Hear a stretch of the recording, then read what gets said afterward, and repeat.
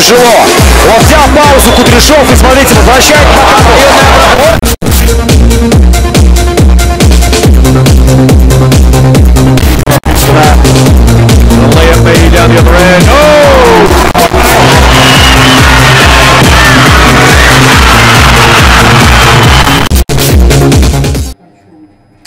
Bonsoir à toutes et à tous, bienvenue sur Communication Plus pour suivre ces premiers modules de l'émission sur les antennes de Communication Plus. C'est vrai que c'est un nouveau programme auquel vous allez vous habituer. C'est chaque lundi à 18 h sur votre chaîne et surtout aussi en live Facebook pour suivre le décryptage où les analystes vont scruter l'actualité sportive en toute connaissance et surtout en toute quiétude. Alors pour ces premiers numéros, j'ai le plaisir de recevoir pour vous Chadrin Tenta. Bonsoir et bienvenue.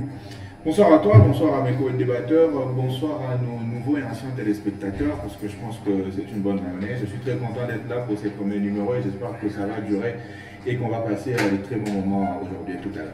Voilà, pour cette première aussi, nous avons le plaisir de recevoir Danges, lui là, et bonsoir et bienvenue. Bonsoir Shadrach, bonsoir Cédric, merci pour l'invitation, c'est vraiment un grand plaisir, surtout que pour moi, comme pour toi, c'est la rentrée. Bien sûr que c'est la rentrée, on est très heureux de compter sur la présence aussi de Trésor Mutombo, ça fait bien longtemps que je ne l'ai plus revu. En effet, moi également je suis content de vous voir. Bonsoir à tous, voilà, merci pour l'invitation, pour ces premiers numéros, en tout cas on espère voilà. Qu'on va être à la hauteur. On espère aussi que ça va tenir à toutes ces promesses. Désiré Rex Wamba, j'espère que je l'ai bien dit, qui est aussi des nôtres pour ces premiers modules. Bonsoir et merci pour la confiance. Cédric, bonsoir à mes co-débatteurs ici présents et à tous les téléspectateurs que nous suivent de partout à travers cette chaîne Communication Plus. Et pour ces tout premiers numéros de Sport Plus, je suis vraiment très heureux de débuter avec vous cette émission. Je pense qu'on va passer vraiment des très bons moments et de personnes qui nous suivent seront vraiment contents de nous avoir suivis et nous accorder leur temps. Voilà, tout est dit. On va bien sûr faire ces petits voyages dans l'univers sportif. Alors pour ce premier chapitre, nous allons épiloguer autour de léopards de la République démocratique du Congo qui ont réussi à obtenir leur ticket pour la prochaine Coupe d'Afrique de Nations Côte d'Ivoire 2023. Les Congolais ont réussi à battre la formation soudanaise sur la note de 2-0. C'était au stade des Martyrs. Alors monsieur, après cette victoire, on s'est dit que le léopard de la RDC finisse en apothéose. Bah, ils ont fait ce qu'ils devaient faire parce que je crois que des sabres venaient avec une mission précise, c'était qualifier la République démocratique du Congo pour la prochaine Coupe d'Afrique des Nations. Ça, c'était ce qu'ils devaient faire, peu importe les conditions, le moyen, peu importe la façon, l'essentiel c'était d'être qualifié. On n'a pas changé de philosophie, on a certes changé d'entraîneur, mais on est resté dans ce qu'on sait faire de bien et de pas bien, c'est-à-dire que prendre un entraîneur pour remplacer un autre, on ne peut pas lui donner le moyen suffisant, mais lui demander quand même de faire deux miracles. Et ça va réussir à le faire avec une bonne sélection, avec des améliorations, avec un renouveau également. On a vu que depuis qu'il est là, c'est à chaque sélection, il y a 2 ou 3 nouveaux joueurs qui viennent s'ajouter. Donc, il n'y a pas beaucoup de choses à dire de négatif parce que la RDC a quand même commencé très très mal et a fini à une apothéose, 4 victoires sur 4 dans une poule où il fallait terminer première pour justement confirmer le statut et confirmer ses renouveaux. Donc, les Léopards ont réussi à le faire. Et on ne peut que pour l'instant leur jeter des fleurs et tout en espérant que ça continue et que on ne puisse juste pas goûter à un jus et qu'après ça puisse devenir un peu amer. Et voilà, donc je pense que ce genre de scénario là déjà connu avec Cooper, on a connu avec Florent Ibeng également qui avait commencé très très fort. Moi je garde toujours en souvenir la victoire en Abidjan sur le score, à Boaké si je me trompe, sur le score de 4-3 contre la Côte d'Ivoire. Ça avait lancé cette sélection avec Ibeng, on a terminé 3e, on est passé à ça d'une qualification à la Coupe du Monde et là ça commence presque sur les mêmes bases. On a des sabres qui est arrivé, qui fait un renouveau de la sélection, un peu comme Florent Ibeng qui avait composé pour une première fois, qui avait convoqué pour une première fois plus de 100 joueurs en fait, il avait sorti une pré-liste de plus de 100 joueurs et puis il a commencé à reconstruire la sélection nationale. Donc, il y a vraiment des similitudes entre les deux tacticiens, mais la différence avec des Sabres, on a quand même une équipe de l'RDC assez joueuse, une équipe de l'RDC qui respire le calme, qui respire la tranquillité et qui n'a vraiment pas paniqué, qui a sorti également une masterclass mentale contre les Gabon. Mais sinon, il y a certains qui pensent que la RDC, c'est une formation en reconstruction. Elle n'est pas encore à mesure de dominer totalement ses adversaires. Et ben voilà, le tacticien confirme autre chose. Mais avec vous, Trésor Mutombo, est-ce qu'il fallait jouer, gagner avec la manière où il fallait d'abord gagner et puis la manière viendra après? Bon, moi je sais pas, mais après, ce matin en fait, j'ai encore relu les premiers mots des Sabres lorsqu'il signe son contrat avec la sélection congolaise. C'était en août 2022. Voilà. Oui, août 2022. En effet, et lorsqu'il arrive, il dit moi je viens pour reconstruire et pour préparer les éliminatoires de la Coupe du Monde 2026. Les éliminatoires de la CAN, c'était un peu entre parenthèses parce qu'en fait, c'était assez laborieux le début et on s'est raté d'entrée cette défaite à Kinshasa face au Gabon et cette défaite face au Soudan. Maintenant, aujourd'hui, moi je me dis que voilà, c'est une équipe qui s'est construite. Hein. Il ne faut pas être dans l'euphorie parce qu'on s'est qualifié, on a gagné on a gagné les trois matchs et parce qu'il y a une victoire, c'est le tapis vert. Ça, il faut le signaler face à la Mauritanie. Mais on reste d'abord sur cette rencontre qui a amené la qualification contre le Soudan. C'est vrai qu'on va parler de ces bilans élogieux de Sébastien Desabre. On va vraiment parler de l'homme. Mais d'abord sur cette rencontre qui a amené la qualification contre le Soudan. Est-ce qu'il fallait gagner avec la manière où il fallait d'abord réussir sa mission qui était d'obtenir la qualification? Bon, après, ici, il faut revenir sur ces matchs-là, en fait. Bon, moi, je me dis que c'était quand même important de gagner. De gagner, peu importe la manière, d'abord, parce qu'il fallait se qualifier. Mais quand même. Oui, il fallait d'abord se qualifier. Non, enfin, on est c'était une finale, il faut d'abord se qualifier. Et se qualifier pour les Congo, c'était de ne pas perdre.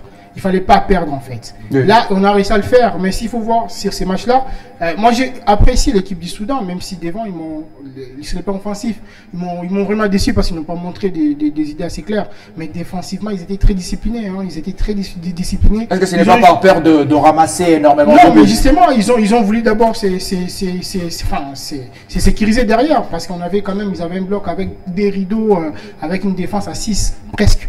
Et donc, si vous remarquez bien, les premiers buts, on marque sur le service des Piquel qui donne à Bongonda. C'est vraiment une erreur d'attention de la part des Soudanais. Parce qu'après, on a vu, ils ont étouffé les différentes attaques de la RDC. Ils sont restés bons. Et lorsqu'ils ont décidé de jouer, surtout en seconde période, les 15 premières minutes de la RDC, à Isho, on a eu beaucoup de difficultés. Mais moi, je me dis, dominer ou pas, le plus important dans ces matchs-là, parce que c'est un match qui se joue sur des petits détails et tout, il fallait d'abord s'y rassurer. Il fallait d'abord chercher à gagner, peu importe la manière, et se qualifier. Et je pense que c'est ce que les joueurs de Sabres ont fait. Ils l'ont déjà fait face au Gabon, et ils ont réussi à le faire, et ce que j'ai apprécié, c'était la gestion. Comment est-ce qu'ils ont géré les matchs, comment est-ce qu'ils ont géré leur temps faible, et voilà, même s'ils pouvaient faire mieux, mais voilà, il y a encore du travail qu'il faudra faire, surtout dans la finition et dans l'animation offensive surtout. Voilà, c'est une équipe du Crocodile du Nil qui est venue diminuer le sélectionneur national de cette formation, Laepenge, lors de la conférence de presse d'avant-match. Est-ce que cela était un handicap pour cette formation afin de tenir la dragée haute au départ de la RDC? Bon, je pense que lorsqu'on a faim, l'objectif est de manger et de se rassasier, peu importe la qualité de la nourriture. En fait, le plus important, c'était c'est fort ça. D'obtenir la qualification, peu importe la manière, peu importe la nourriture a été préparée, comment, on ne sait pas. En fait, l'objectif légitime pour la RDC, c'était la qualification. Et on a obtenu la qualification. Bien que dans la rencontre, il y avait des failles, il y avait des questionnements qu'on s'est posés. Est-ce que cette équipe va tenir pendant les éliminatoires de la Coupe du Monde? Est-ce que cette équipe a vraiment de l'avenir avec ce qu'on a vu? Et on doit aussi savoir que pendant la rencontre, on a déjà perdu des qualifications ici au stade de Marty contre le Maroc ainsi que contre la Tunisie. C'était par manque de gérer une rencontre. On avait d'ailleurs contre la Tunisie, on avait 2 buts d'avance. On a vu à la fin de la rencontre comment est-ce que le match s'est basculé et puis la RDC n'était plus à la Coupe du Monde. On a vu contre le Maroc un but partout ici au stade de Marty. C'était par manque de gestion. Et puis moi, j'estime que l'entraîneur avait demandé, et surtout à nos deux latéraux, de ne pas trop être offensifs, bien garder. C'est par peur de la formation soudanaise. Est-ce que Desabre n'avait pas assez d'informations pour contrer cette formation? Il fallait d'abord jouer par la prudence et ensuite se servir des erreurs des Soudanais. J'étais lors de la conférence de presse. Oui. L'entraîneur soudanais avait pour objectif de jouer pour la qualification. Une victoire seulement était importante pour cette équipe de pouvoir aller à la CAN Côte d'Ivoire 2024. Mais après aussi, lorsqu'une équipe vous laisse les ballons, il joue dans son dans la moitié du terrain, en fait dans sa zone, vous devez aussi vous poser des questions. Par contre, il veut vous piéger de jouer par des contre-attaques. Et d'où maintenant l'entraîneur, j'estime qu'il avait demandé à ses défenseurs, surtout nos latéraux, de ne pas être trop offensif, de peur que lorsqu'il y a des contre-attaques ou des ballons en profondeur, que la RDC soit trouvée. Alors que Massouk n'était pas à 100% en forme, on a vu des déchets, on a vu comment est-ce qu'il était doublé ou percé. Même du côté des jeunes Léon Kalolou, il n'était pas trop offensif. Moi, je pense que c'était les consignes de l'entraîneur. Mais après, lorsque vous avez un public exigeant comme la RDC, qui jubile seulement lorsqu'il y a 2 buts, qui motive l'équipe lorsque seulement il y a 2 buts, il faut s'attendre à ce genre de critiques. La RDC n'a pas bien joué. Il fallait gérer la rencontre parce qu'un nid seulement était important pour nous d'aller du côté de la Cameroun. Je pense que c'était partie des stratégies que l'entraîneur ne voulait pas aller en fait jouer sans pour autant assurer ses arrières. Moi, je sais que le plan a réussi pour nous et je pense que chaque match, l'entraîneur a une idée ou des stratégies qu'il est en train de mettre dans chaque match pour faire en sorte que nous puissions gagner le match. Ce qui a été fait, la RDC est qualifiée, mais il faut maintenant pouvoir rectifier quelques erreurs, être apte de jouer contre les grandes équipes africaines, entre guillemets, entre autres le Sénégal, que nous sommes dans le même groupe que lui lors des éliminatoires de la Coupe du Monde. Est-ce que le Soudan était-il d'un geste plus faible que la RDC? Voilà pourquoi la RDC est venue dans ces matchs puis au plancher et a dominé complètement à bras les corps cette rencontre. Faible non, mais peureuse oui. L'équipe du Soudan a affiché dès le départ avoir juste la composition. Elle s'est avouée vaincue avant le match même. Pas avouée vaincue, mais dans sa prudence, l'entraîneur a fait preuve plutôt d'une certaine peur en alignant dès le départ 5 défenseurs, 4 milieux de terrain et un seul attaquant un peu esselé. En fait, avec ce système de jeu, le Soudan a eu l'avantage de ne pas pouvoir subir dans les derniers 30 mètres. Malheureusement, ça ne leur a pas permis de faire valoir tous les talents qu'ils ont, surtout offensivement. On sait que l'équipe du Soudan, c'est une équipe très jouée, surtout avec des joueurs ayant une pointe de vitesse plutôt prononcée. Face à la RDC, avec les systèmes de jeu mis en place par l'entraîneur, peut-être au vu des récents résultats de la RDC, il faudrait quand même les dire que depuis que Desabre est à la tête de cette équipe, ça faisait quand même... on était resté sur 2 belles victoires et un match nul et on ne reviendra pas sur les contours de ces matchs nuls. On sait tous comment ça s'est passé. C'était quand même une belle promesse, cette équipe des Léopards. Il fallait être prudent, surtout que les Soudans n'avaient pas toutes ces cartouches avec les éléments qui s'y déroulent. L'entraîneur a dû composer avec l'essentiel des joueurs et du coup il n'avait pas autant d'arguments à faire valoir. Et dans les jeux, il faudrait quand même les dire que nous avons obtenu une qualification comme on l'a dit. Mais je voudrais ici signaler que c'est un peu les desserts avant la consistance.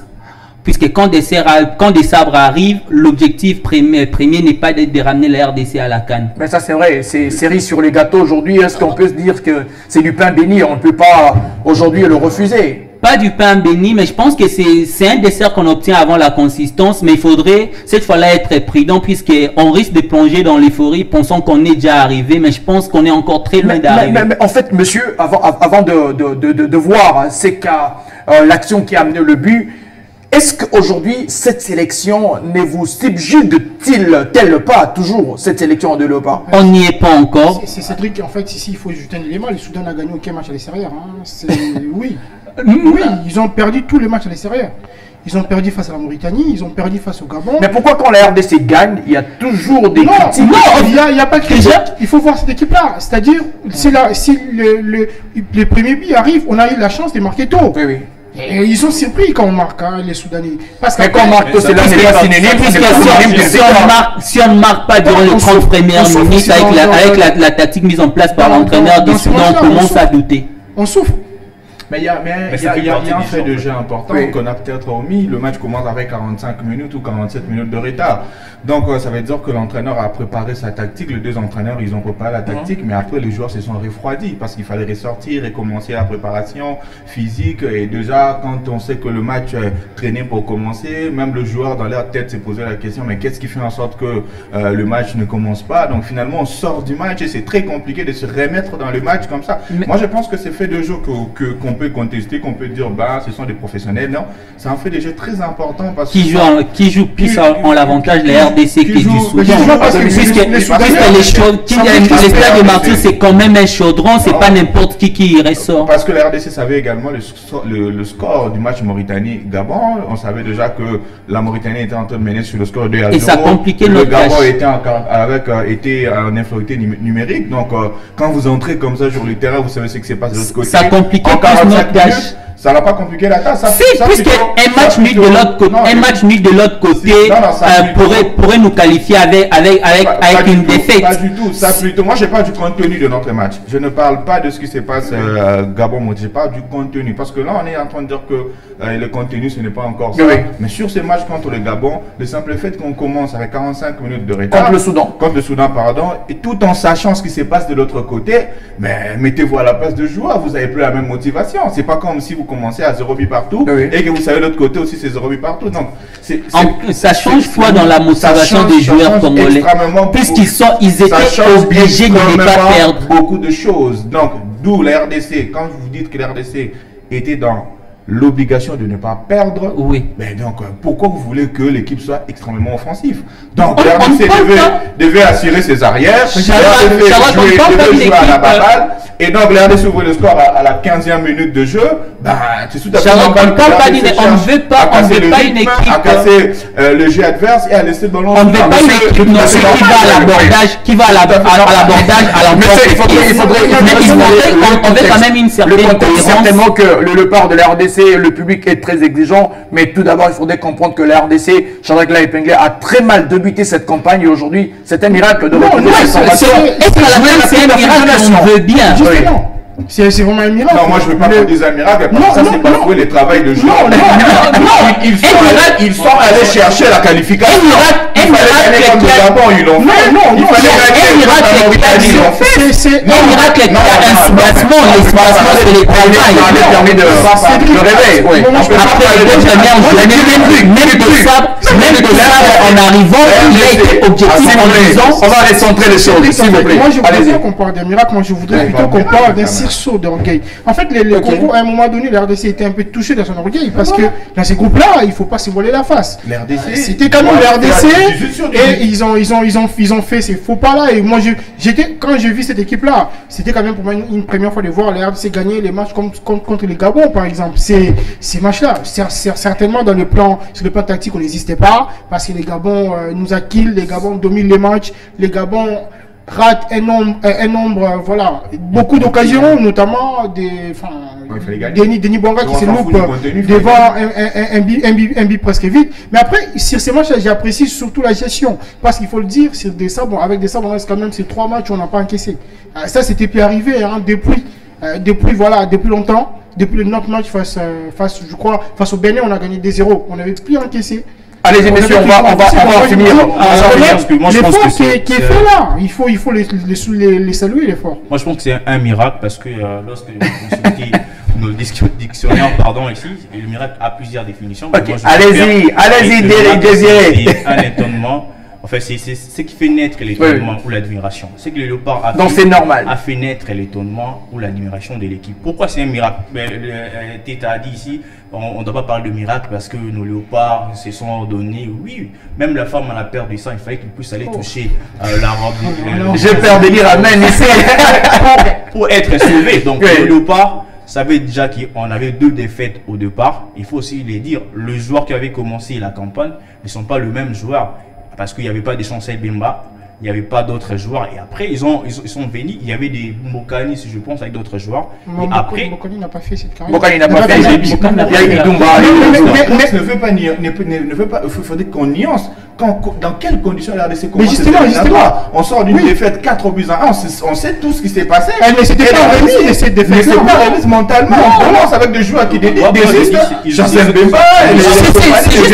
Justement, c'est qu'on essaie de dire ici. Mais il a émis une thèse qui est tout à fait normale. Quand on change d'entraîneur, c'est pour provoquer un choc, un boost psychologique au sein d'une équipe. Ça peut avoir des répercussions positives tout comme négatives. Donc, l'effet d'amener De Sabre, qui connaissait très bien la situation dans laquelle l'RDC, dans laquelle mais qui n'avait pas cet objectif. Mais justement, le ministre du Sport, lorsqu'il était encore journaliste, quand De Sabre arrive, il a dit qu'il est pessimiste. C'est vraiment. Voilà, on concède. Les gars, alors monsieur, il faudrait quand même ajouter un élément. La RDC, si le contenu de match était creux. Non, peut-être que le vrai problème, il est totalement à la portée de la RDC. Ici, le problème, c'est ce que nous entendons par miracle. On ne dit pas, nous ne sommes pas en train de dire ici. Si la Grèce. C'est une question de miracle. Un miracle, un fait d'hasard. Il faudrait nuancer là. On ne dit pas que la qualification n'était pas méritée. On ne dit pas que la qualification a été volée. On ne dit pas que c'est un fait du hasard. C'est un résultat d'un travail acharné du coach et de tout son staff. Mais il faudrait quand même le dire ici. On perd face au Gabon, mais face à quel Gabon? Un Gabon qui arrive à quelques minutes du match. Mais à Franceville, au match aller. Non, c'est pratiquement, c'est à plus de 70% l'équipe qui a fait la campagne qui est arrivée jusqu'au barrage du mondial. Oui. C'est à 80 ou 90% la même équipe. Il n'y avait pas Chancel Mbemba, il n'y avait pas Bakambu, mais l'essentiel. Alors monsieur, c'était la même stature. Alors monsieur, on va fermer ces chapitres. On s'est dit aujourd'hui qui a également fait la qualification avec de la RDC. La RDC qui finit en apothéose, une qualification méritée alors. Bah oui, la qualification. Voilà. La RDC allait chercher alors monsieur, il fallait gagner en France. Il ne fallait pas faire compte de Soudan, la RDC. La mission est accomplie. Je reste avec vous, monsieur tacticien Chandang Tenta. Vous avez réalisé quelque chose de magnifique sur le but marqué par le part de la RDC, la conclusion de Théo Bongota sur une passe magistrale du nouveau Piquel. Mais avant que vous puissiez en argumenter là-dessus, on peut voir bien sûr cette œuvre, je dirais ce chef-d'œuvre réalisé par Shadrach Nteta. L'analyse sur ces buts par notre monsieur Dr Foot. Il est au plateau, mais c'est vrai, on va le voir.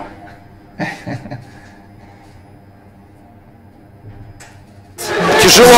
Он взял паузу, Кудряшов, и смотрите, возвращает.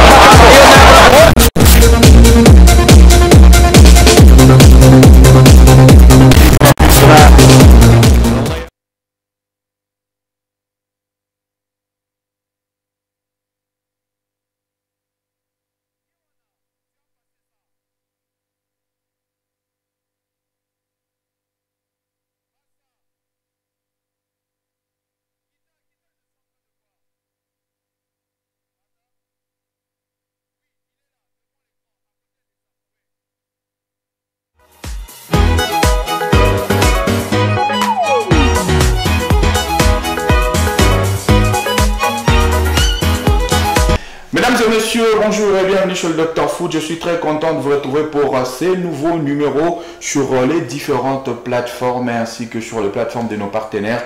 Merci à vous d'être là. On va parler de l'ouverture du score de la RDC contre le Soudan. La rencontre s'est jouée le samedi dernier au stade de Martyr. La RDC s'est imposée sur le score de 2-0 et a donc par la même occasion réussi à se qualifier pour la prochaine édition de la Coupe d'Afrique des Nations. Le premier but est l'œuvre de Théo Bongonda suite à une passe magnifique du nouveau venu au sein de cette sélection, Charles Piquel. Donc on va revenir ensemble avec une palette assez détaillée pour voir comment la RDC a réussi à déstabiliser cette défense du Soudan. La RDC était donc en attaque placée, une de entre Bakambu et Meshak Ela qui n'aboutit n'aboutit pas. La défense soudanaise réussit à se dégager. Mais dès la récupération, on voit déjà que Pichel se met dans de conditions à être seul pour bien recevoir le ballon. Et là, il va regarder 3 fois, il va prendre l'information 3 fois avant de recevoir le ballon. Et au moment où il reçoit le ballon, on va remarquer ici Gédéon Kaloulou. Gédéon Kaloulou qui est un arrière droit, en principe, il devait se retrouver sur le côté, mais il est au cœur du jeu. Le positionnement, le jeu sans ballon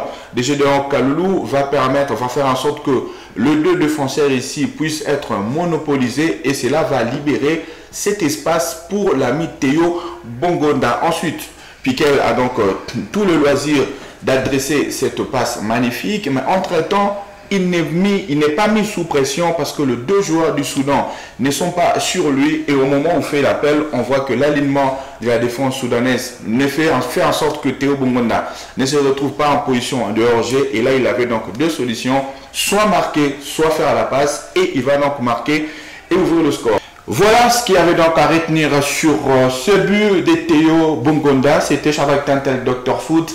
Merci à Léopard Actu, merci à toutes les chaînes partenaires qui sont en train de nous relayer. Je vous retrouve très prochainement.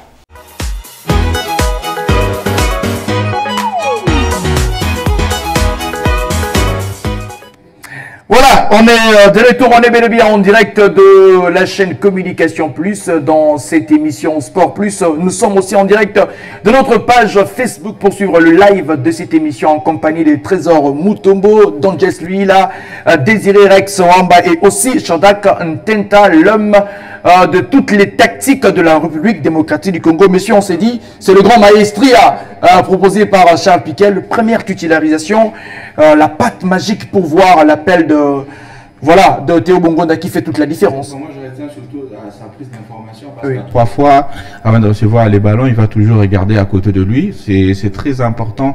Ça veut dire que quand un joueur réagit comme ça, non seulement il regarde ses coéquipiers, mais il regarde aussi s'il est sous pressing, s'il est dans de bonnes dispositions, s'il est dans l'espace qu'il faut pour demander le ballon. Et ça démontre vraiment toute l'intelligence technico-tactique du joueur parce qu'à chaque fois, il s'est toujours mis dans des conditions pour être seul, avoir tout le temps possible et avoir de la liberté pour trouver un décalage ou faire un renversement de jeu. Donc sur ce coup-là, ça a bien marché, mais il faudrait également souligner aussi le positionnement, le jeu sans ballon de Kaloulou, parce que Kaloulou en principe devait être sur le côté, mais il se retrouve à l'intérieur. Donc il monopolise l'attention du milieu de terrain adverse. Et puis Théo Bongonda, meneur de jeu, qui joue souvent dans les demi-espaces, qui n'est vraiment pas sur la ligne comme Ishak Elia, qui est un tout petit peu en retrait. Donc il profite de ce positionnement de Kaloulou dans l'axe pour se libérer. Et le timing est bien trouvé entre lui et Pichel. Voilà, je vais arriver. Je comprends pas pourquoi je me fouche la langue à chaque fois. Théo Bongonda qui se voit comme un futur leader de l'OPAR de la RDC. Clairement, aujourd'hui, il faudrait les dire, s'il faut construire une équipe de la RDC pour l'avenir, il faudrait la bâtir autour des Bongonda et des Wissa. Bien que Wissa soit en perte de vitesse, mais ce sont les 2 futurs cadres de ces léopards-là. Trésor Mutombo, la passe, elle est en toute finesse. Une première, le sang-froid au stade de martyr. Piquel sort la magie. C'est quelque chose. Il a donné des passes comme ça.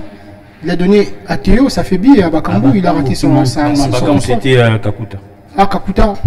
Non, mais justement, mais ces jeux-là, ces jeux en transition, j'ai beaucoup aimé. C'est même ça, c'était même la force parce qu'à un moment donné, on a compris qu'on avait la difficulté de pénétrer la défense du Soudan. Il fallait profiter de ballons comme ça. Il y avait beaucoup de mouvements. L'attaque congolaise, ça, il faut le dire. Il y avait vraiment beaucoup de mouvements. Pourquoi? Parce qu'on a des joueurs qui bougent trop. Bakambu bougeait beaucoup, même s'il n'y avait pas en fait beaucoup trop de passes. Pourquoi? Parce que Kakuta était un peu crispé, un peu transparent dans ces matchs, il bougeait pas trop. Mais après, moi je pense que Piquel il a vraiment marqué son premier match. On espère en tout cas qu'il va rester là, même si on ne veut pas aujourd'hui parler de Moutoussamy, qui est c'est l'homme du match.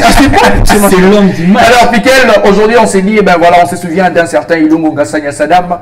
On s'est dit quelque part, c'est cet œil-là de voir tout le terrain. Western Union.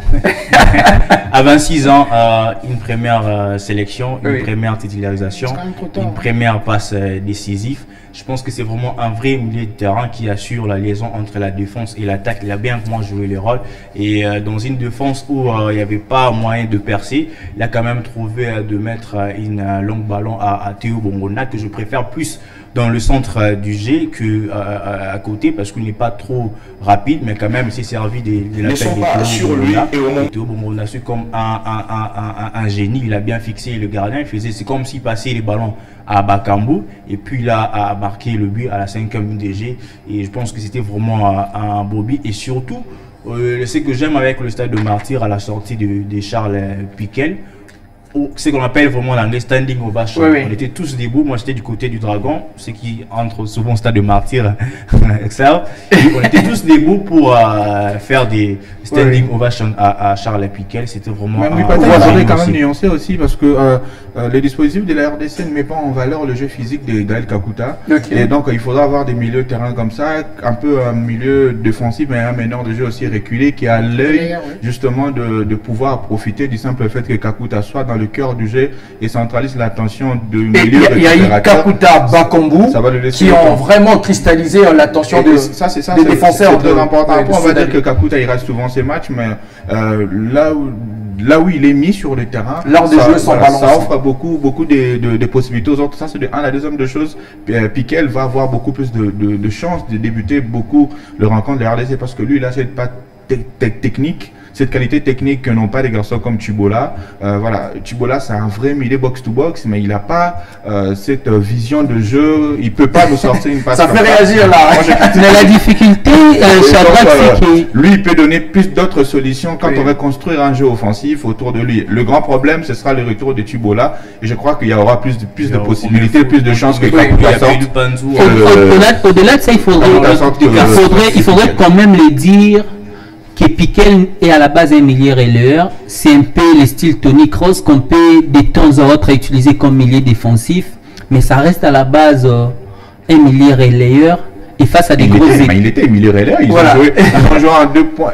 Justement, c'est pas les points. C'est ce que sur le terrain.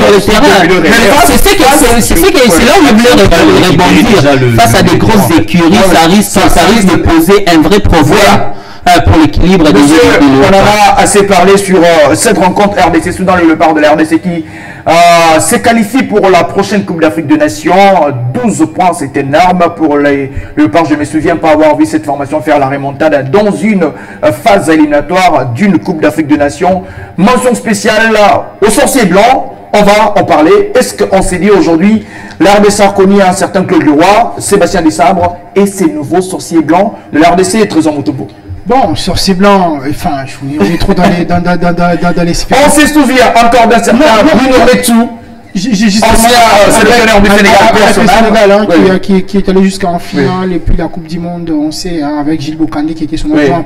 Mais après, moi je préfère pas m'emporter. Non, il faut rester lucide. Non, moi je me dis il faut rester lucide parce que on risque de prendre on risque de prendre du jeu, on pense que c'est bon, à un moment donné on s'est dit mais il s'est passé dans le temps. Non, moi je me dis c'est bien, j'aime bien son humilité, j'aime bien l'humilité qu'il a. Voilà, c'est dire qu'on n'est pas encore arrivé. Même si ça va quand même apporter l'équilibre dans la sélection. On sent quand même un équilibre, puis il a la chance d'avoir une profondeur des bancs. Et on a une profondeur des bancs aujourd'hui. Quand vous regardez les bancs congolais, vous dites vous avez des options. Vous avez des options. C'est-à-dire. Mais il faudrait bien l'utiliser. C'est ça aussi le problème. Justement, on sent une mayonnaise qui commence à prendre petit à petit avec Sébastien Desabre, avec ceux qui sont sur les bancs. Et voilà, ceux qui sont aussi sur les matchs. Sur les matchs là, vous avez oui ça sur les bancs. Vous avez c'est énorme, il faudrait le faire. Quand même Fiston Maël. Vous avez des options. Il y a même Foulou qui est sur les bancs, qui est très bon. Il est très bon, mais il est sur les bancs. Donc c'est beaucoup d'options. Mais moi je dis que j'attends voir qu'est-ce qu'il va construire comme groupe, parce que moi je suis pas sur les noms. Je pense que il faut construire une équipe, c'est un groupe. Une équipe c'est en fait une équipe c'est un groupe qui évolue de manière un système en fait. C'est ça une équipe, parce que moi je rappelle des équipes comme des Égyptes, ils n'avaient pas de nom, ils avaient une équipe. Et c'est le travail qu'on attend de Sébastien Desabre. C'est là qu'on attend, parce qu'on ne peut pas vouloir, on va aller à la CAN, c'est bien, mais on ne va pas aller à la CAN avec une sélection, on va aller avec une équipe. Pourquoi? Parce qu'aujourd'hui, moi je me dis qu'il ne faut pas... Quand on parle d'une équipe, c'est une identité de jeu, c'est un mental. Non, justement, c'est une identité de jeu, c'est des valeurs, c'est de mental. Aujourd'hui, on est en train de voir les valeurs, c'est très bien. Dans la gestion de match, dans la gestion des moments difficiles du match, des temps faibles, c'est des valeurs, c'est très bien. Et même quand il faut aller attaquer, c'est des valeurs. Mais moi, je me dis, il y a encore beaucoup à faire dans cette équipe-là parce qu'on ressent des faiblesses, surtout dans les 15 premières minutes, par exemple, de la seconde période. Oui. On a une équipe qui gère très mal ces moments-là. Mais qui n'encaisse pas. Non, enfin, on n'encaisse pas parce qu'en face, on avait les Soudans qui n'a pas montré des idées offensives claires. Cyril Bourde de Maswaku, l'attaquant soudanais se loupe carrément devant les portiers passifs. Donc moi je me dis aujourd'hui, il faudrait pas s'emballer. Non, il faudrait pas s'emballer. Il faut continuer à travailler. Il faut continuer à travailler parce que là, on gagne, c'est bien, tout le monde est en train d'acclamer. Il faut d'abord voir cette équipe qui va jouer face à l'Afrique du Sud, un adversaire qui me paraît très sérieux. On va voir comment on va se comporter, lors des prochaines rencontres, comment on va se comporter, surtout comment gérer les grosses écuries du football africain. On s'attend peut-être que les choses vont s'améliorer par la suite. Est-ce qu'aujourd'hui, Sébastien Desabre est la version améliorée de Jean-Florent Ibenge? Shadrack l'a épinglé. Le jeu aujourd'hui de la RDC, ça subit, ça défend, mais ça n'encaisse pas. Mais puis on a besoin des victoires, quelle que soit la manière. Je pense que c'est déjà lorsqu'on n'encaisse pas, c'est déjà un pas.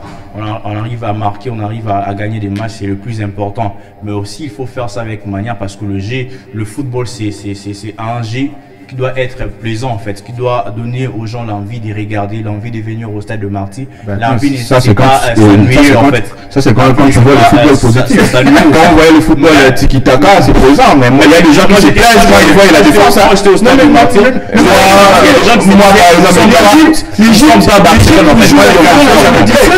Quand je vois l'Atlético jouer, ça me plaît bien.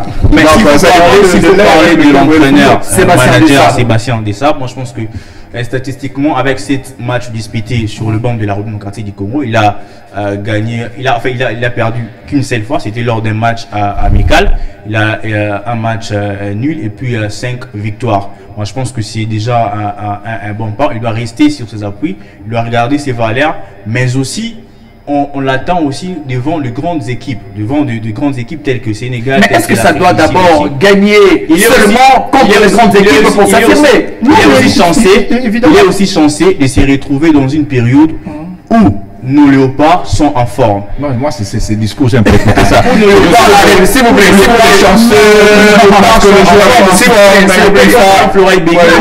vous avez des joueurs.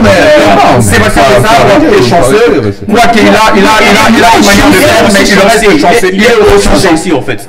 Pour bien les savoir. À la CAN 2012, les Sénégal, c'est. Attendez, vous regardez cette sélection. Vous trouvez c'est au moins demi-finale du mondial. En 2015, c'est la même chose. Alain Girard s'était viré. Pourquoi? Parce qu'ils ont quitté la compétition au premier tour. Il ne faut pas regarder. Sébastien Desabre aujourd'hui, ça vous fait mal à la tête de mettre le 11 de départ. Ça, c'est la chance. Il y a aussi un groupe aussi un potentiel. Est-ce qu'aujourd'hui, c'est vrai que Désiré épingle une partie de la chance. C'est vrai que la chance aussi dans le football, on peut appuyer la thèse. Est-ce qu'aujourd'hui, le Léopard de la RDC avait besoin d'un tel sélectionneur manager pour requinquer? Je pense que ce qu'il fallait vraiment à cette équipe, c'était un manager et des sabres laids. Je m'explique. Le sorcier blanc.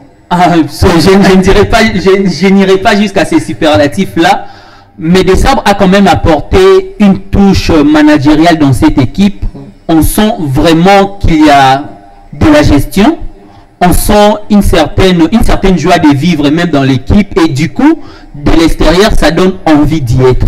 Aujourd'hui, on s'est plaint d'avoir Charles Piquel. Il faudrait dire qu'il fallait un travail de fourmi, il fallait vraiment séduire, il fallait draguer et puis séduire Charles Piquel, et ça ne suffisait pas avec des mots, il fallait un contenu, notamment une bonne gestion de l'équipe, et Desabre l'a amené.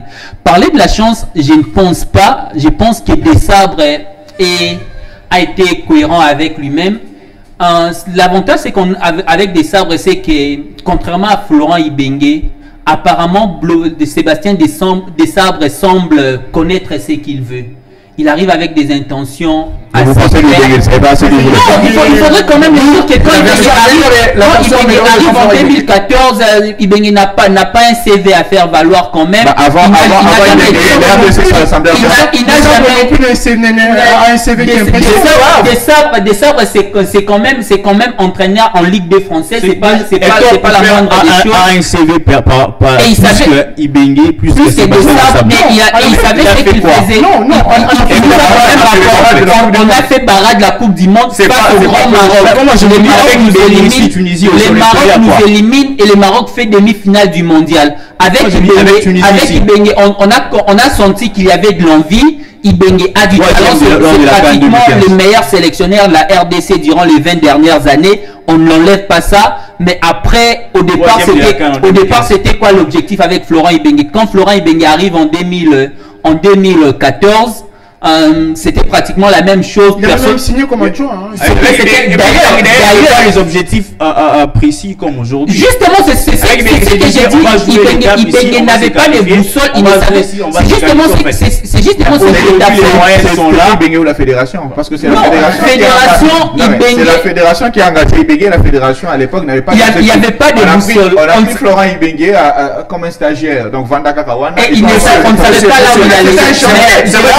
Aujourd'hui, s'il vous plaît, je vous le relance par l'objectif, c'est parce qu'il y a une fenêtre. C'est vrai que c'est une fenêtre. On laisse Florent Ibenge en paix du côté de Al-Hilal. Décembre, on ne pas la version américaine. Florent Ibenge. Après 4 matchs des éliminatoires de la Coupe du Monde, dire quand même que de la Coupe d'Afrique. De la Coupe d'Afrique, dire quand même que c'est la version à améliorer, mais il faut poser les bases. C'est justement là où je voulais arriver. La différence avec l'apport des deux sabres dans cette sélection nationale, c'est quand même en termes de réorganisation et du sérieux qu'il essaye d'instaurer dans cette sélection nationale. Et on voit même que tout ce qu'on avait avant, c'est-à-dire que tout ce qui s'est passé avant la rencontre, les visites dans les hôtels, le joueur qui sortait par-ci par-là, qui voyait n'importe qui, n'importe comment, tout ça a été réglé. Aujourd'hui, c'est à la limite, c'est le prison de la République démocratique du Congo. Quand vous venez ici pour jouer en sélection nationale, vous êtes sous les ordres de Sébastien Desabre, voire même l'équipe de la communication est sous les ordres du sélectionneur national. Et ça, c'est quelque chose qui lui a permis justement d'avoir cette sélection à son image. Et ça lui a grandement facilité la tâche parce qu'il a su créer un rythme, une atmosphère, cette ambiance au sein de la sélection nationale. Il s'est donné du crédit et surtout ses caractères autonomes lui accordés par la fédération. A fait en sorte qu'aujourd'hui, le joueur s'en focus sur ce que veut l'entraîneur. Et maintenant, on ne peut pas dissocier la qualité de joueur que nous avons actuellement, mais j'ai vraiment pas envie de rejoindre Rex quand il parlait tout à l'heure qu'on était béni d'avoir une sélection. On a des très bons joueurs de seconde zone. Il faudrait pas, il faut pas. Le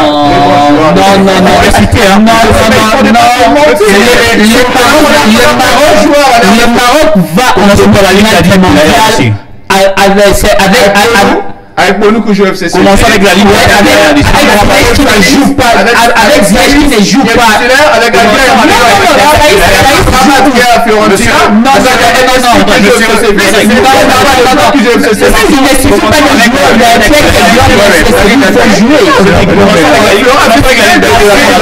on a Mobassi qui joue quand même à Rodez en Ligue 2 française. C'est pas ses grandes. On a Jardin.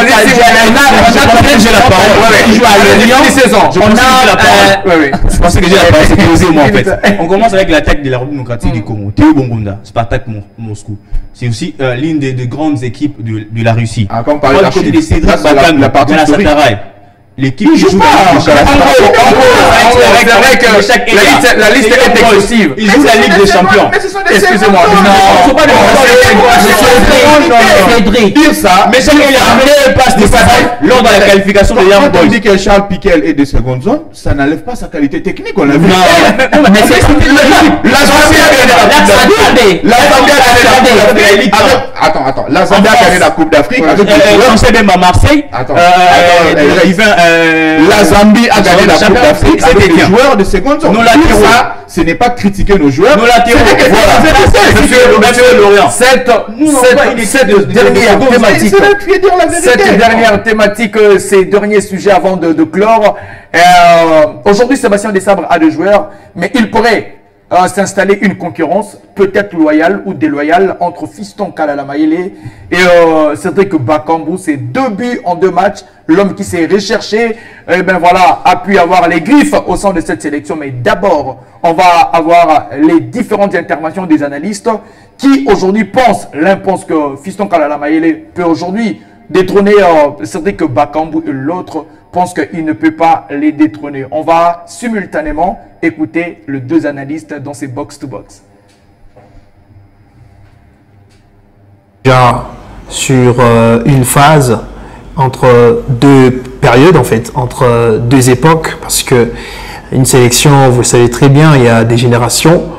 Et là maintenant, on commence à voir une autre génération qui arrive derrière, parce que Cédric Bakambu, c'est vrai le poids de l'âge, c'est vrai l'habitude, la régularité, mais aussi ses performances d'abord en club ne plaident pas vraiment en sa faveur comme tête d'affiche, parce que jusque-là, il reste encore l'un des joueurs encore en activité avec tous ces chiffres qui l'accompagnent en tant que 2e meilleur buteur de l'histoire de la sélection.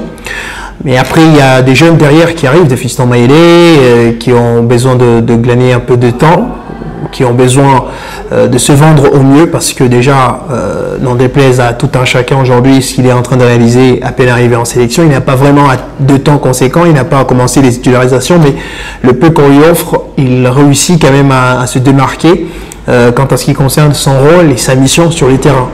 Donc avec ces affirmations, avec tous ces éléments, on peut dire que Fiston Mayele est en passe de devenir en fait la nouvelle tête d'affiche de l'attaque en sélection congolaise.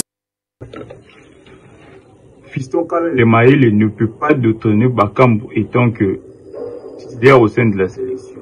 Malgré les bonnes prestations, en tout cas enchaînées, l'ancien attaquant de vieux club en marquant 2 buts dans des matchs aussi importants qu'ils soient pour la sélection nationale, Bakambu reste le leader de la sélection, la star incontestée.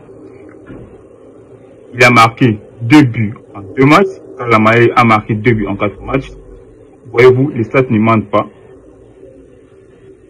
Bakambu est le leader de la sélection, et par son expérience, aussi, et son aisance devant le but, il est le 2e meilleur buteur de la sélection, avec 15 buts dans son compteur. Donc, il n'y a pas de débat. Bakambu restera la tenue offensive numéro 1 des Léopards de la RDC. Malgré sa période de disette, il a enchaîné des matchs qui sont clairs en sélection qui ne marquent pas. Mais des fois, on ne peut pas cracher sur les efforts du joueur. Il y a encore du temps, il va se ressaisir la CAN et au mois de janvier, il va essayer de se remettre en confiance, se poser de bonnes questions pour aller de l'avant. On dit souvent, on ne vend jamais la peau d'un loup sans l'avoir tué. Bakambu est là, il va lui montrer de quoi il est capable. Mais il fait des bonnes prestations, on ne refuse pas, la concurrence sera saine et le meilleur sera titulaire. Mais à l'heure actuelle, ne cherchons pas à alimenter un débat qui ne tient pas debout. Donc Bakambu reste le véritable atout offensif numéro 1 de la RDC. Voilà, Fiston Kalala Mayele peut-il détrôner Cédric Bakambu? Voilà la dernière question de cette émission, monsieur. On débute avec... Je commence, hein? Non, je commence. Oui, il peut sur la durée le faire parce qu'il est un peu plus jeune que Bakambu. C'est le même profil également. En tout cas, Mayele est peut-être un peu plus fin techniquement que Bakambu. Mais bon, Bakambu va très vite. Il est plus adroit sûrement que Mayele. Mais si Mayele aujourd'hui marque, il faudrait quand même souligner le travail qui est abattu par les attaquants. Bakambu, oui, ça lors de la rencontre contre le Gabon. Gabon, Bakambu il monopolise l'attention, il fatigue la défense, il fait des allers-retours. Et puis Mayele, quand il entre avec cette fougue, cette jeunesse, cette volonté de pouvoir prouver également qu'il a une place dans cette sélection, ben ça donne cette bonne mayonnaise. Mais je pense que sur le long terme, s'il y a un attaquant qui peut postuler en tant que remplaçant valable de Cédric Bakambu, ben c'est Fiston Mayele, parce qu'il en a les profils, parce qu'aujourd'hui il s'inscrit également bien dans le groupe. Ce n'est pas un monsieur à problème. Dans tous les clubs qu'il est passé, il a une très bonne réputation. Il vient toujours en dernier sur le rang. Il finit toujours premier. Il a montré dans Vita, il a fait dans Young Africa. Aujourd'hui, il commence également la même chose au sein de la sélection nationale. Et ben, je pense que Desabre a des problèmes des riches. Les problèmes des riches, c'est d'avoir beaucoup d'argent et avoir aussi beaucoup de commandeurs autour de lui. Et donc aujourd'hui, Desabre a beaucoup des attaquants. Il a également beaucoup de bons attaquants qui postulent à la porte. Et pour finir, je pense que l'effet pour Bakambu de voir la jeune génération monter, je pense que de la même façon, lui on l'a accueilli à bras ouverts. Je crois que lui ne doit pas fermer la porte, parce que je me rappelle que déjà ça a posé problème quand Djemerson Mbokani était arrivé. Il fallait qu'Hector Cooper puisse s'adapter en créant un 4-4-2 pour faire en sorte que Bakambu et Mbokani puissent jouer ensemble. Je ne vois pas Desabre aller dans cette logique, mais si Fiston Kalala Mayele continue à marquer, à défaut de ne pas perdre moralement Bakambu, Desabre sera obligé de modifier. C'est un oui pour Chadrin Keita dans la durée. C'est aussi un problème de riche. Est-ce qu'aujourd'hui, voyez-vous Mayele, 2 buts, un contre le Gabon et en plus de buts décisifs contre le Soudan, la RDC était en panne de repère, quoi qu'elle était en train de mêler. Kalala vient, il marque ses 2 buts. On s'est dit que, est-ce qu'il peut détrôner Cédric Bakambu, oui ou non? Bon, moi je pense que c'est peu. Début sur ces 2 premiers ballons, hein, je pense.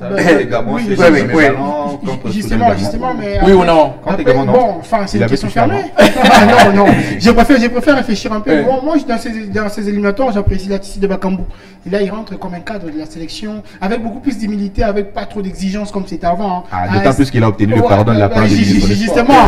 Et aujourd'hui, c'est un peu ça. C'est-à-dire, on a un Bakambu qui. On a un Bakambu qui décline, il faut le dire, et on a un Mayele qui est en train de monter en puissance. Mais moi, je pense qu'il faut maintenir l'équilibre entre les deux. Il faut pas fistrer les cadres.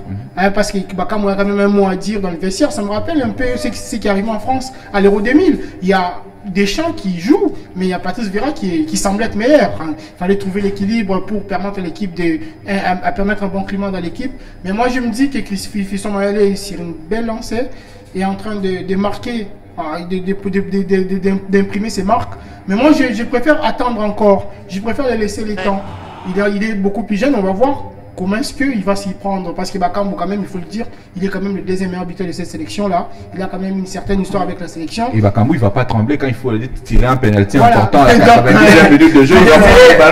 C'est en fait ça. Donc moi, je pense que la concurrence, elle est là, elle est bonne. Elle est loyale. Mais après, il faut quand même... voilà, Bakambu, c'est un cadre. Et il faut, le bac à goal qui fait son retour, qui ne marque pas, qui rate presque son match contre la formation soudanaise. Il y a Fiston Kalala Mayele qui monte en puissance. On s'est dit, le bac à goal pourrait-il laisser sa place des titulaires? Là, j'insiste, à un certain Fiston Kalala Mayele. Je pense non. Dans les 4 dernières rencontres de la RDC pendant ces éliminatoires, Bakambu a marqué 2 fois. Et ici à Lubumbashi contre Mauritanie. Et puis il est allé encore marquer là-bas. Moi je pense que et maintenant Fiston Mayele Kalala est venu pour finir le travail qui avait déjà commencé. Et je pense que être titulaire pour l'instant, moi je dirais tout simplement non, Bakambu c'est quand même un joueur, ou comme on dit à Lingala, et bien Manioka ici là qu'à surmonter. C'est quoi Giroud? Il doit toujours être là. Mais après aussi lorsque vous jouez, vous faites fatiguer l'équipe adverse. Et après, il y a un finisseur, il y a un certain Fiston Mayele Kalala qui a montré ses preuves sous le temps national, sous le temps continental. Et aujourd'hui, encore, il est en train de prouver de quoi il est capable. Et puis prendre la place des Bakambu. Quand Bakambu sera plus... On a également ces problèmes avec Ben Malambo et Mokani. Il y aura des sélections de la Coupe du Monde. Voilà, c'était aussi un peu ça. Moi, je pense que Fiston Mayele Kalala n'est pas encore la personne qui doit détrôner Bakambu à l'instant. Il reste un remplaçant. Vous savez, il y a eu peut-être dans l'Europe comme Morata, à l'époque il était aussi remplaçant. Au Real de Madrid, avant, lorsqu'il est rentré, il avait souvent l'habitude aussi de marquer de buts. Mais on l'a vu aussi avec Ben Malango. Voilà, c'est ça aussi. Mais ça fait plaisir d'avoir de buteurs sur le banc, aussi un buteur sur les terrains. Danges, on va finir avec vous. On se rappelle encore de G2. lors d'une certaine CAN avec l'Égypte, qui était meilleur buteur de la compétition et remplaçant. C'est ça, on est marqué en finale. Oui. Bakambu se sent-il en danger et peut-il être détrôné? En danger, non. Je pense qu'à ce moment... Crise de confiance? Crise de confiance, non. C'est une période à vide, comme ça arrive à tout joueur. Mais je pense qu'en sélection, Bakambu doit être parmi les plus heureux de voir un jeune arriver. Mais il faudrait quand même non plus ne pas avoir la mémoire courte. Durant cette campagne qu'on vient de finir, Bakambu ne joue que 3 matchs, il marque des buts. Peut-être qu'on ne les signale pas trop, mais même si c'était des bouts de matchs, Fiston Maël joue quand même 4 matchs et marque des buts. Et récemment, face au Gabon, Bakambu est suspendu. Desabre ne choisit pas Maël d'entrer. Il fait un autre choix. Pour dire qu'il dans la hiérarchie, Maël arrive, pas le premier mais choix. il n'y est pas encore. Après, il faut les risques ou la difficulté plutôt qu'à Desabre, c'est qu'il est en face de 90 000 voire 100 000 autres sélectionneurs qui auront toujours un avis à donner. Mais comme tu l'as dit tout de suite là, il y a quand même un passé qui plaide en l'avantage des Bakambu, même s'il ne marque pas, il reste un cadre. En France, c'est encore vraiment frais. Colomboigny est en train d'arriver. Giroud demeure titulaire malgré qu'il est sur les déclins. On peut continuer avec Bakambu, surtout que Bakambu a un objectif en vue. On ne le voit pas venir, mais Bakambu a un objectif derrière la tête, c'est d'être ou de devenir le meilleur buteur de la sélection. Il a encore 7 buts pour rattraper Mbokani et peut-être les dépasser. C'est un objectif qu'il voudra vraiment accomplir avant de raccrocher voilà. les crampons. Alors monsieur, ce n'est donc fini, on va boucler la boucle. Merci à vous d'avoir répondu présent à notre invitation. Merci Chardin Teta, merci Désiré, merci Donjes lui là, merci aussi à Trésor Mutombo. Merci à toutes ces personnes qui étaient aussi en live en train de nous écrire et de nous suivre. L'émission touche à sa fin. On va se retrouver très prochainement. Merci à l'équipe technique qui nous a accompagnés, notamment Bondi Mvukulu qui était en régie au Pokaposia Ngongolo derrière toutes ces caméras et aussi le service des montages réalisé par Gédéon. Restez fidèles au programme de votre chaîne Communication Plus. Vous et nous d'ailleurs, déjà c'est une nouvelle histoire d'amour qui s'écrit. On se retrouve très prochainement. Ciao.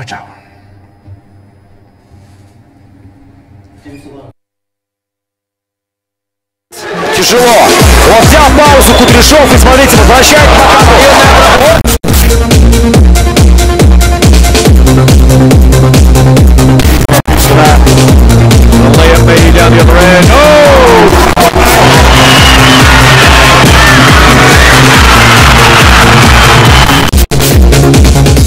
Тяжело.